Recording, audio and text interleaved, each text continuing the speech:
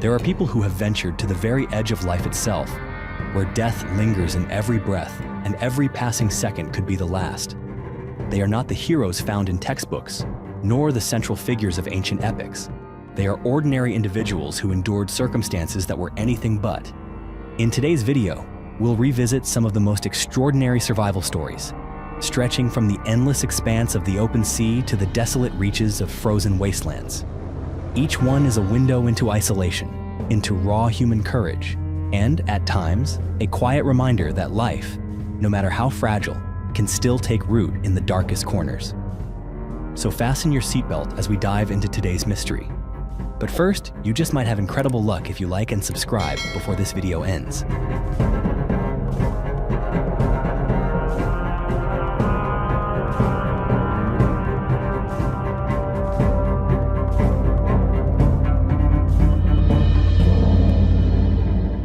On the sunlit morning of January 30th, 2014, along a remote stretch of beach in the Marshall Islands, two local men were walking the shore when they stumbled upon a strange figure, naked, disheveled, and bearded down to his chest, staggering out of the surf. In one hand, he clutched a rusted knife. In his eyes, a vacant stare, as if he had just emerged from a forgotten dream. He spoke no English, only scattered fragments of Spanish, a language unfamiliar to the islanders.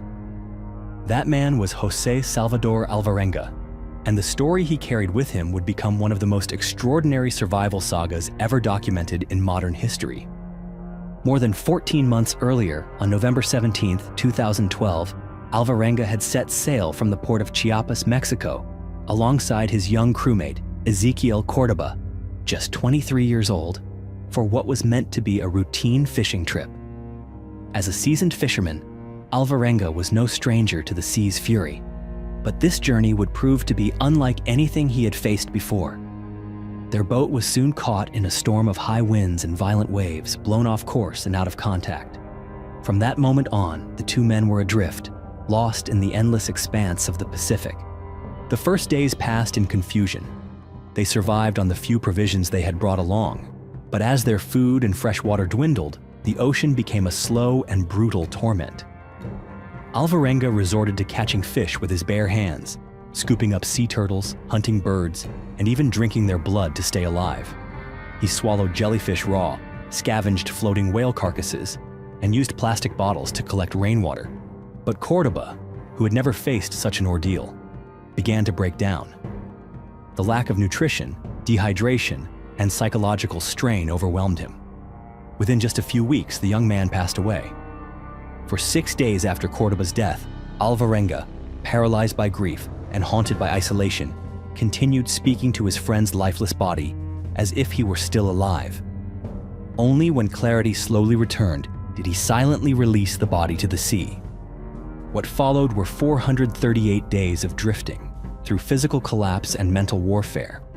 Alvarenga sang hymns, recalled the names of his loved ones, and stared toward the horizon, as though someone might be waiting for him on the other side of it. He saw ships pass. None of them saw him. And then, one morning, when it seemed all hope had finally evaporated, he saw the color of the horizon begin to change. Low mountains flickered in the distance. With the last of his strength, he leapt from the boat that had become his world for over a year and swam toward land. He collapsed onto the sand like a man returning from the void. The global media quickly turned its spotlight on this miraculous survivor. But behind the applause and camera flashes came a flood of doubt. Could a man really endure over a year at sea and still remain coherent? Journalists, physicians, and oceanographers began combing through every detail of his account. Yet each piece of evidence, each calculation, seemed to lead back to the same conclusion. Alvarenga's story held up. Ocean current data, drift simulations, even polygraph tests, all pointed toward one undeniable truth. Some speculated that minor details may have been misremembered or embellished, but none of that could erase the central fact. He had survived. Today, José Salvador Alvarenga lives in seclusion in El Salvador, far from the sea and far from the cameras. He no longer wishes to retell his story. But deep in his eyes, there remains something unspoken, a quiet belief in the will to live. and the memories of a man who passed through hell and returned.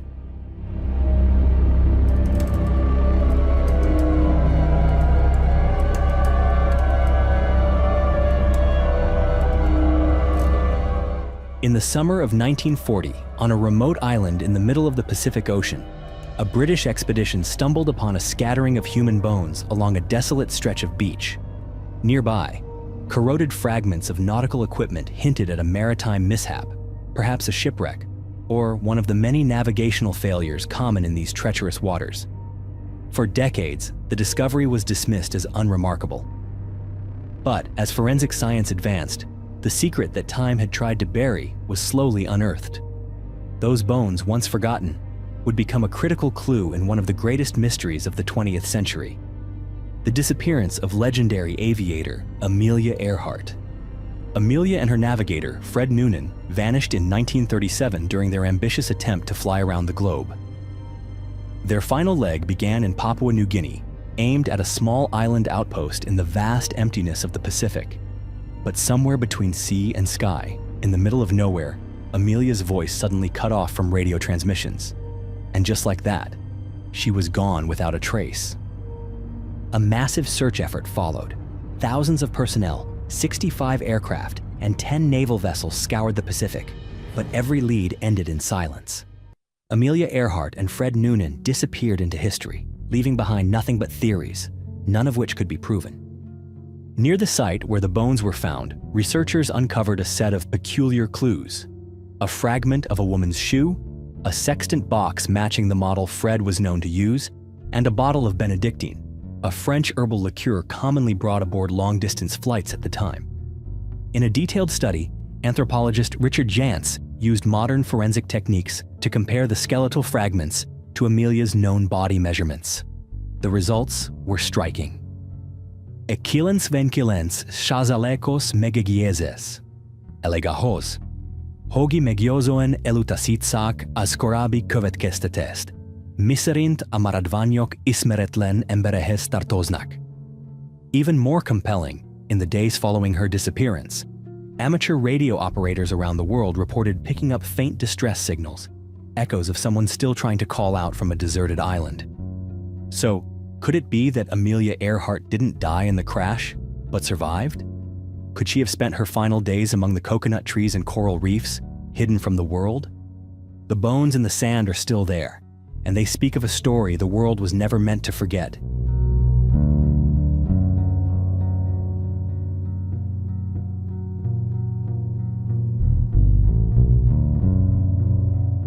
Amid the vast waters of the Indian Ocean east of Madagascar lies a small and nearly forgotten chain of islands.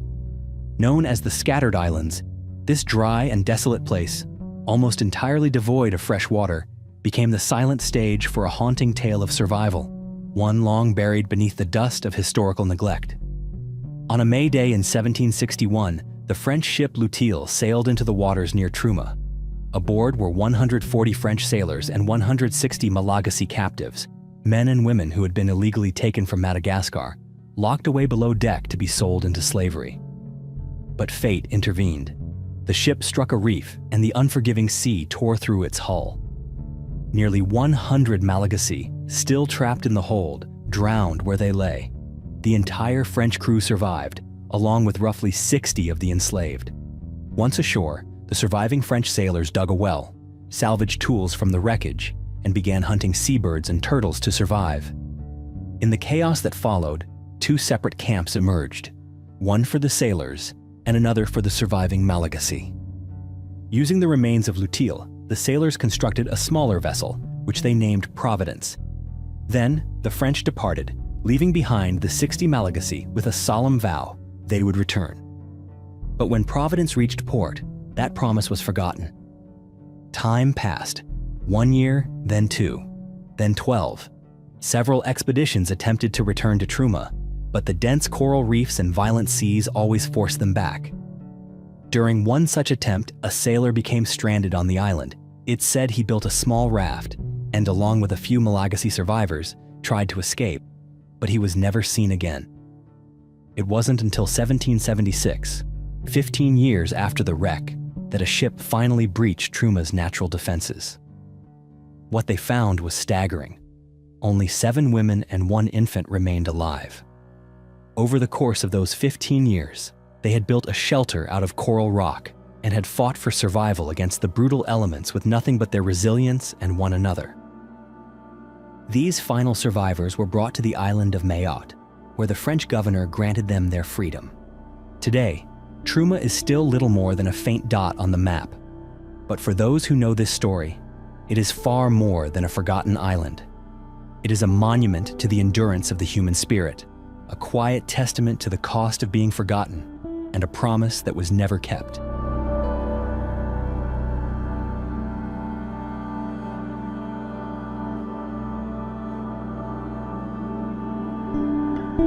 In the long history of expeditions to the ends of the earth, there are countless tales of sacrifice, courage, and the slow unraveling of impossible dreams. But among the hundreds of names etched onto maps and remembered in history books, there is one that stands alone: Ada Blackjack, the only woman to survive on a forgotten Arctic island in a journey she was never meant to take part in. In 1921, Ada was just 23 years old. She was an Inupiat woman from Alaska, desperately trying to earn money to treat her young son's tuberculosis. It was out of necessity, not ambition, that she accepted an offer to join a strange expedition to Wrangel Island, a frozen stretch of land north of Siberia where few could survive for long. She was hired as a seamstress and cook, earning $50 a month. It was a small amount, but for Ada, it meant everything. The expedition was organized by Vilhjalmur Stefansson, a famous but controversial Arctic explorer. Stefansson believed the Arctic was not nearly as dangerous as people claimed. In fact, he called it a friendly place. Though he would not go himself, he sent 4 young, inexperienced men, along with Ada and a cat named Victoria, to a land with no people, no resupply, and almost no way back. They carried only 6 months' worth of food, and a naive faith that nature would provide the rest. At first, Wrangel Island greeted them with clear skies and herds of caribou wandering the snowy plains. But as winter approached, everything changed. Food supplies began to dwindle, temperatures dropped below what the human body could endure, and the relief ship never arrived, trapped by the ice. By early 1923, the group had descended into desperation. One of the men, Lawrence Knight, fell ill with scurvy. The 3 remaining men made the difficult decision to cross the drifting ice in search of help, but they never returned. Ada was left behind, alone on a desolate island in the middle of the Arctic winter, with a dying man and a cat. For 6 long months, she cared for Knight, doing everything she could to keep his fragile life from slipping away. But on June 23, 1923, he took his final breath. In her clumsy, handwritten English, she recorded it in her journal. He died. I don't know what time. Written by Mrs. Ada B. Jack. But Ada did not collapse. In fact, it was from that moment on that she began to become a part of the land itself. She hunted Arctic foxes, shot seabirds, and even attempted to build a skin boat to escape. She reinforced her shelter with animal hides, set traps, and kept a gun by her side in case of polar bears. On August 20th, 1923, after nearly 2 years in isolation, Ada was found. Rescuers were stunned to discover that not only had she survived, but she had also stockpiled enough food to last several more months if needed. But when she returned to civilization, Ada was not welcomed as a hero. The press sensationalized her story. Stefansson commercialized the expedition for profit, and Ada, the one who had actually endured it all, received almost nothing in return. She went home to be with her son, but life remained a series of quiet hardships. In 1983, Ada Blackjack died at the age of 85. Her grave now lies beside her son Bennett's.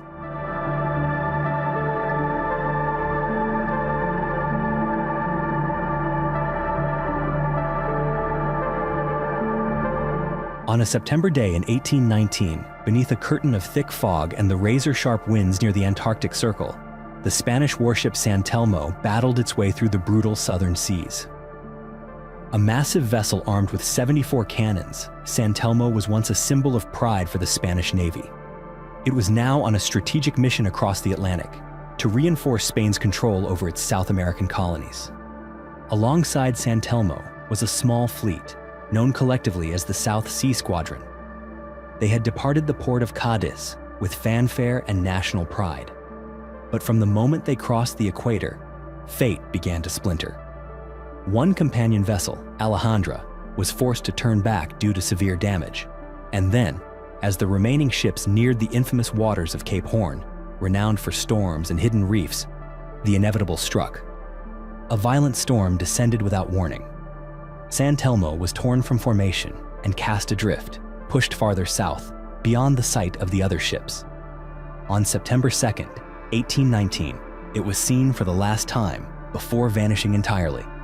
With 644 souls aboard, officers, sailors, Marines, the loss of San Telmo was not only a military tragedy, it was one of the most devastating naval disasters of its time. By 1822, Spain officially declared the entire crew lost. But the story didn't end there. Years later, during a British naval expedition to the frozen reaches of the South Shetland Islands, officers stumbled upon something strange. On the shores of Half Moon Beach on Livingston Island, they discovered broken planks of wood, torn canvas, and rusted metal, none of which matched any known British vessel. But even more puzzling were the signs of human presence, the charred remains of old campfires, makeshift windbreaks, and remnants of a group that had once lived there. From these scattered fragments, a new possibility emerged. San Telmo may not have sunk completely. It may have drifted all the way to this remote island. And if even a handful of its crew survived the wreck, they may have been the first people in recorded history to set foot on Antarctica. If true, it would reshape maritime history. Spain, long overshadowed by the colonial powers that followed, might reclaim a forgotten piece of its legacy. Some historians, however, look even further back. Ancient Polynesian oral traditions speak of journeys far south, across endless oceans, to lands of ice and eternal night, what they called the White Lands without sun. If these tales hold truth, then it was not the Spanish nor the British, but the Polynesians who first crossed the limits of human reach and touched the southern continent. Others point to John Davis, an English sealer, whose ship's logbook suggests he landed on the Antarctic mainland in 1820. But what if, one day, someone uncovers undeniable evidence that Spanish soldiers survived on Livingston Island? What if the first human footsteps on the last untouched continent were not part of history at all, but part of something long forgotten? Whether adrift in the vastness of the ocean, lost among the eternal snows, or stranded on forgotten islands, each person in today's stories faced the impossible and survived. These accounts may be decades, even centuries old, but they remind us that sometimes the most extraordinary acts come from the most ordinary people. If these stories gave you something to think about, feel free to share your thoughts in the comments below. And if you'd like to continue exploring strange journeys and unresolved mysteries, be sure to hit subscribe so you don't miss what comes next.